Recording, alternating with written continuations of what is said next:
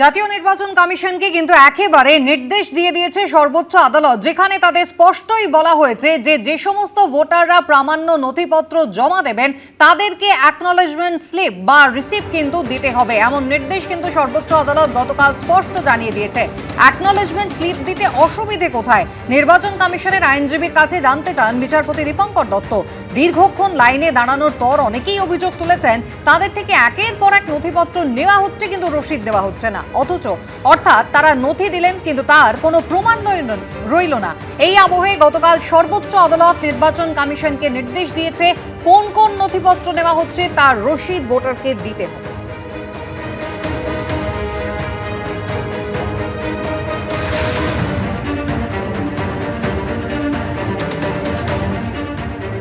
শুনানি কেন্দ্রে ভোটাররা যাচ্ছেন কিন্তু তাদেরকে নথি চাওয়ার পর কোনো রিসিপ্ট দেওয়া হচ্ছে না। কেন দেওয়া হচ্ছে না এই প্রশ্ন যখন ভোটাররা তুলেছিলেন, তৃণমূলের তরফ থেকেও এই প্রশ্ন তোলা হয়েছিল।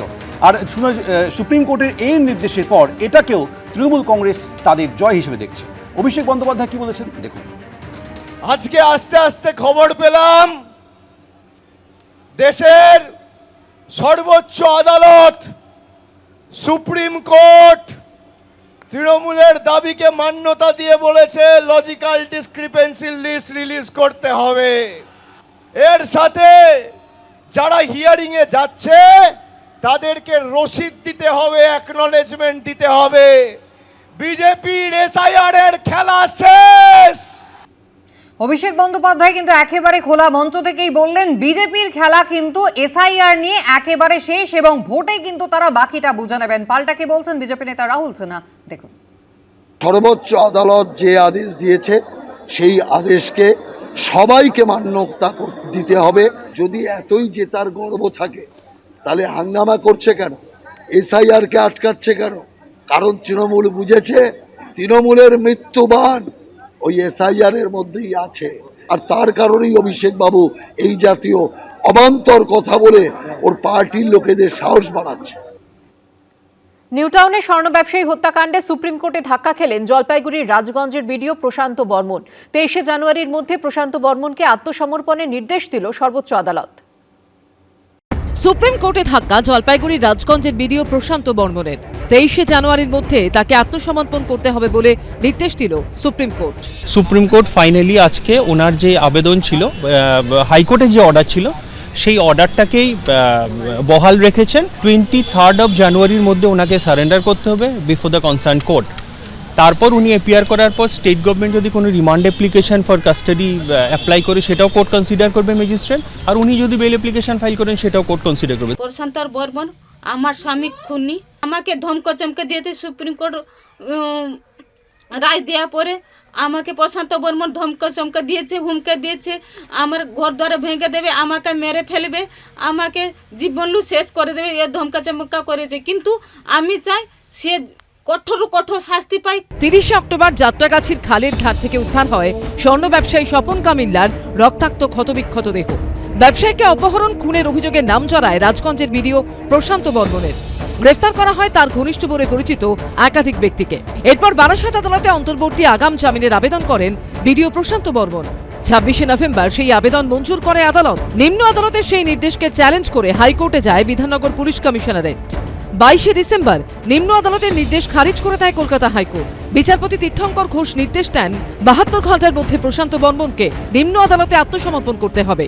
সেই সময় পেরিয়ে গেলেও আত্মসমর্পণ করেননি বিডিও। হাইকোর্টের নির্দেশকে চ্যালেঞ্জ করে সুপ্রিম কোর্টের দ্বারস্থ হন প্রশান্ত বর্মন। এবার সেখানেও ধাক্কা খেলেন তিনি। প্রশান্ত বর্মন প্রথমেই যেটা শোনা গেছে শূন্য পেয়েও নাকি বিডিও হয়েছিলেন। তাকে ওই জায়গায় বিডিওতে প্রথমে পোস্টিং এবং বিভিন্ন সময় সমান্তরালভাবে একটা শক্তিশালী জায়গায় তুলে যারা নিয়ে গিয়েছিল তারা কারা, তারাই আসল খুনি। প্রশান্ত বর্মন কি করেছেন না করেছেন সেটা তো আইনের বিষয়, তিনি অভিযুক্ত মাত্র। দেখেছি, শুনে আমি আপনাদের মাধ্যমে সংবাদ মাধ্যমেই দেখেছি যেটা বলেছেন অনারেবল সুপ্রিম কোর্ট সেটাই করবে। এখান থেকেও আমি আপনার সংবাদ মাধ্যমেই দেখেছি যে ইতিমধ্যেই পুলিশ চলে গেছে। পুলিশ সূত্রে খবর, এ ব্যাপারে আইনি পরামর্শের পরই পরবর্তী পদক্ষেপ নেবে বিধাননগর পুলিশ কমিশনারেট।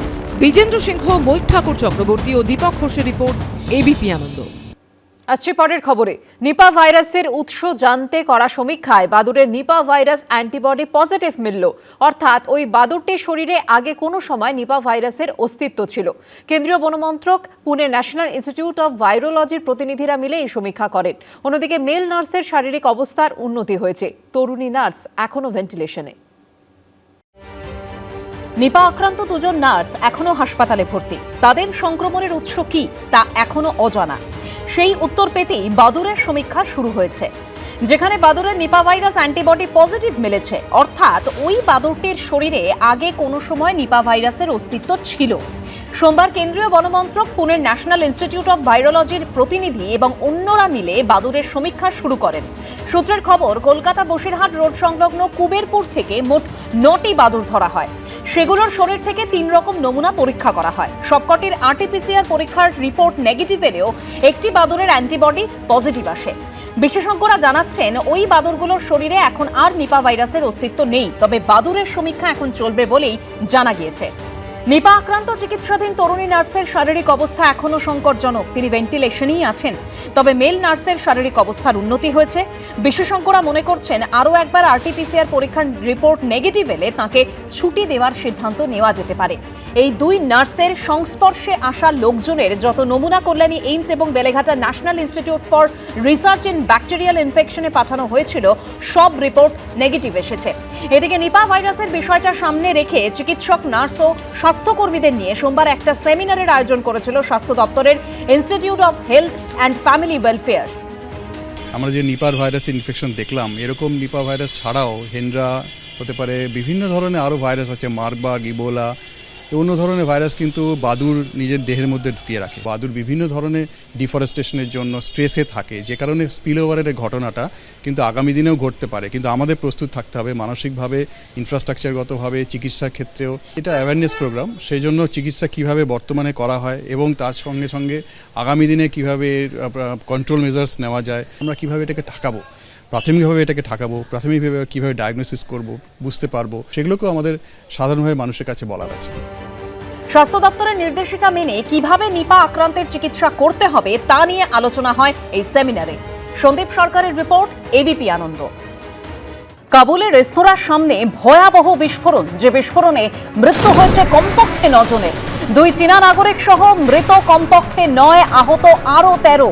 কাবুলে চীনা রেস্তোরাঁর সামনে গাড়িতে আইডি বিস্ফোরণ। টার্গেট ছিলেন চীনা নাগরিকরা, অনুমান আফগানিস্তান সরকারের। তালিবানদের 2 গোষ্ঠীর বিবাদেই এই বিস্ফোরণ বলে অনুমান করছেন তদন্তকারীরা।